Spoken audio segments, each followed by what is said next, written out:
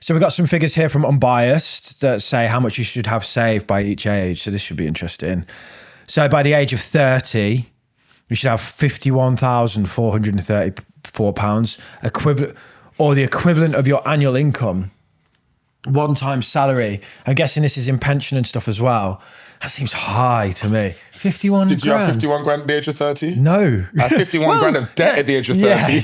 No, to be fair, From like student loans and once like you things take like in that. pension and stuff like that, yes, I probably did. At 30? Yeah. You get your pension sorted at 30? Yeah, auto-enrollment and stuff. Yeah. And I've been working a lot. I'm not like you.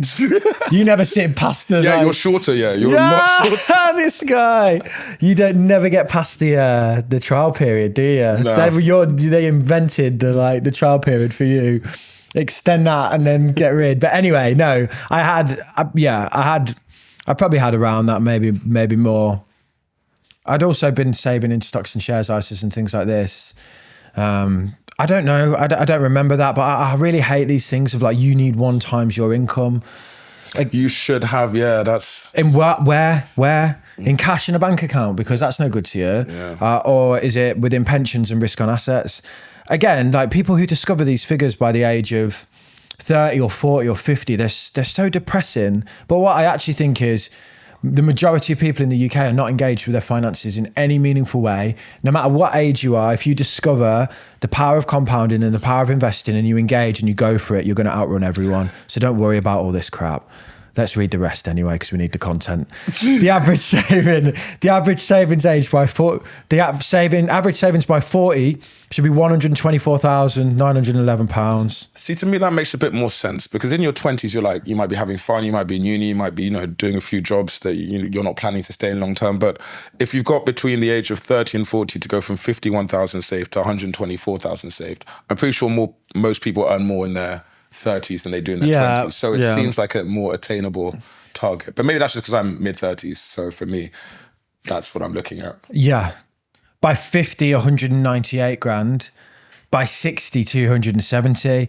So the interesting conversation here is, are they saying that a 30-year-old by 60 needs 270 grand? Because I'm saying that's not enough. I'm saying, like, if you want to retire, what I think this actually is a 60-year-old today should have 270, because they're going to get 270 with their pension, which will get them 3, 6, 9, 12 grand a year. They got a partner, 12 grand a year. They both get 2 state pensions. That's another 24 grand. So they're on about 48 grand's worth of income as a household. That's a medium style PLSA. That was some quick maths. My mind is reeling, but it sounded like it made sense. I got it. Don't fact check it. What I mean is that I think I think 270 grand today this is why I don't like these figures at all.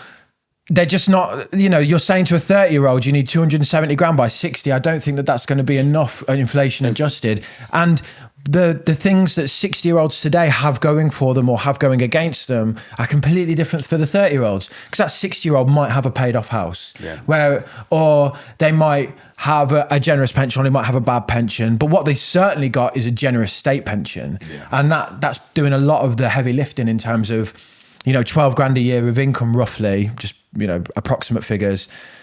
So 270 grand by 60 might be enough. But like I say, because they might get 11 grand a year from the 270.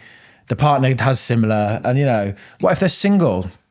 I don't know. I think these are as useful as a chocolate light bulb, or whatever the saying is. That was a clip from our full-length conversation, me and Tamaine. We don't have them very often, do we? But when we do, they're always special. But in it, we answered your biggest money questions, and you can watch the full thing right here.